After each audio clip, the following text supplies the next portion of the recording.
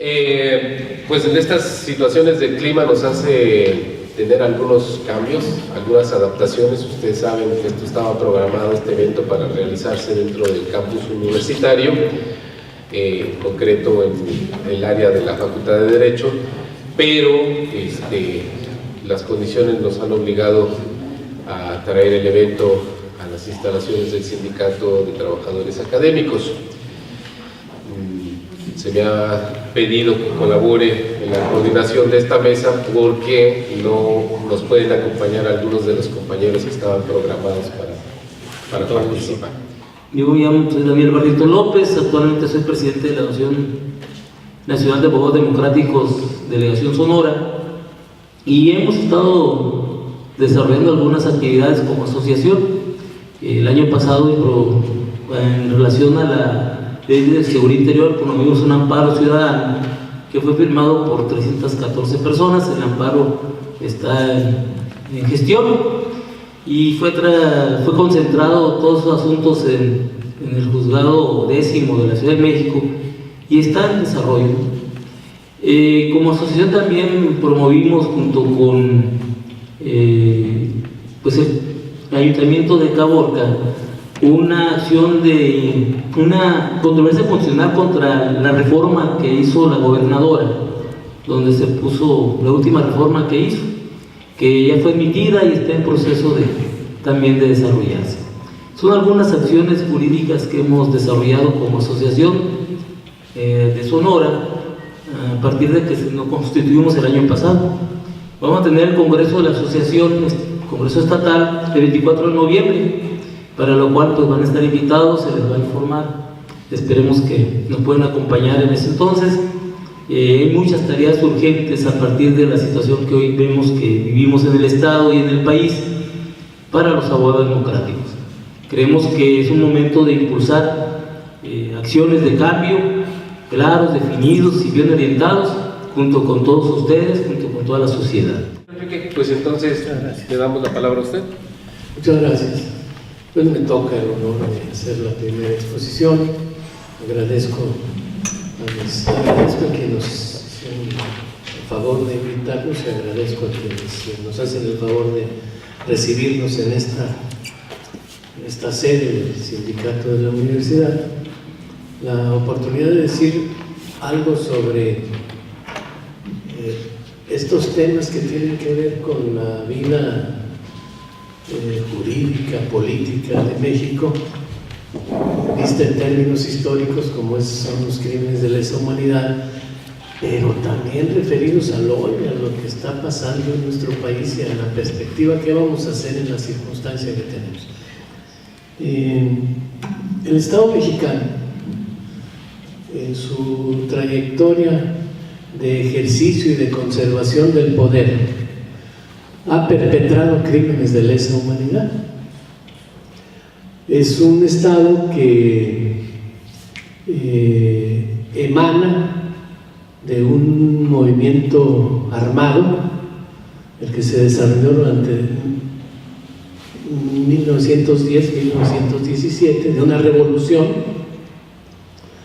que dio lugar a una constitución, a un texto legal, y que dio lugar a un sistema político, a un régimen político que se conserva hasta nuestros días y que aparentemente, probablemente, pudo terminar el 1 de julio pasado.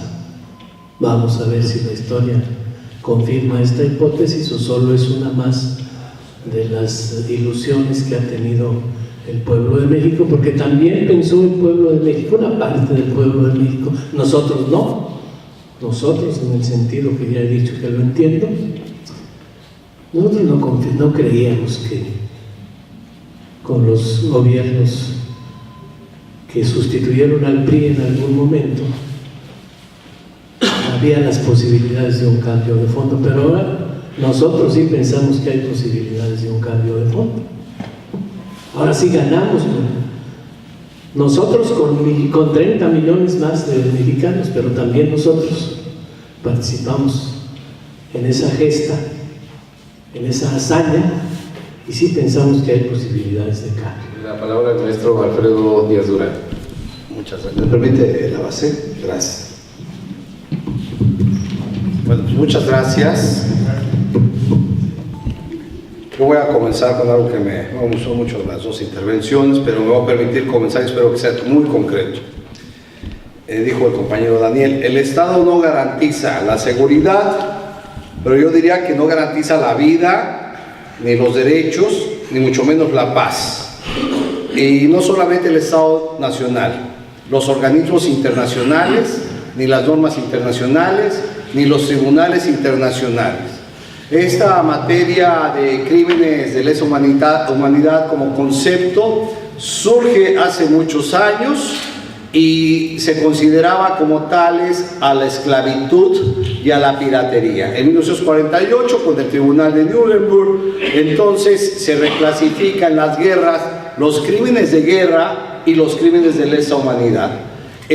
Surge, como dijo aquí el doctor, muy bien, y señaló también el compañero en el estudio de Society Open, Berlín, creo que se llama, bueno, ese estudio no recuerdo el nombre completo, pero bueno, ahí los crímenes de lesa humanidad están muy bien tipificados en este libro que recoge de la Corte Penal Internacional y del Estatuto de Roma. México firma un tratado internacional con el Estatuto de Roma que lo ratifica Fox para homologar, normalizar y adecuar la legislación interna con la legislación externa. Sin embargo, por razones extrañas y muy casuales, no se tipifica en México crímenes de lesa humanidad, ni mucho menos, ahora que tenemos a la Ley de Seguridad Interna, crímenes de guerra, porque son delitos aquellos que se cometen en tiempos de paz, no en tiempos de guerra. Entonces, antes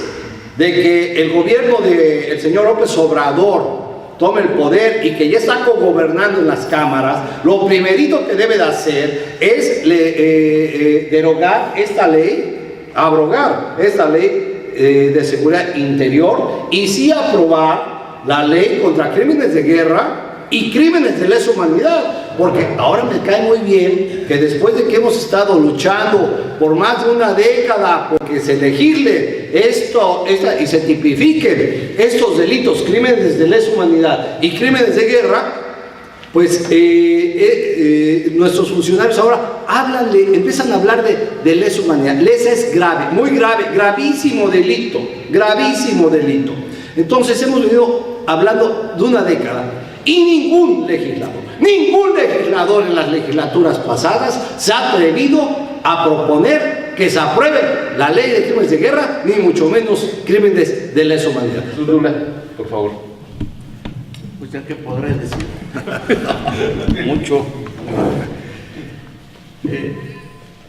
mucho agradeceré su paciencia para lo que quiero compartir con ustedes. Y quisiera yo comenzar con una cita que hace Platón en sus diálogos a propósito de refutar a un tal Trasimaco.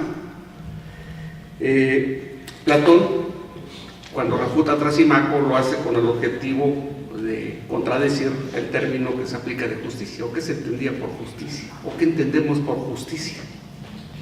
Trasimaco decía que justo es lo que conviene o place al más fuerte.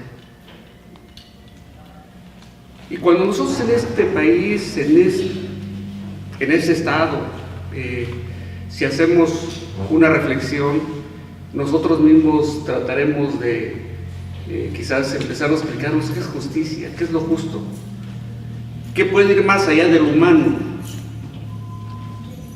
qué es lo humano. Y lo humano es todo, es la vida. Sin vida no tenemos nada. Y esto viene a colación por una situación, me parece que incluso gran parte de lo que hasta ahorita, a nivel internacional y a nivel México, algunos países vamos un poco más atrás de otros, pero es una lucha constante, permanente, que se tiene que estar haciendo por intentar conseguir mejores condiciones de vida, mejores condiciones de estabilidad emocional que sucede en nuestro México. Creo que ya ha sido ampliamente proyectado por quien antecedió en esta mesa. Mas, sin embargo, a mí me parece que hay dos tipos de actos que valdrá la pena destacar o intentar insistir en ellos.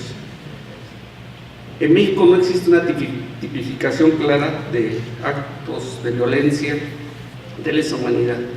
Existe una tipificación, es cierto, de muchos delitos, de la inmensa mayoría de los delitos, pero en algunos grupos de abogados lo que consideramos es que lo tipificado existe, pero muchas veces lo que no se da es la adecuación de la conducta del tipo de delito que se comete.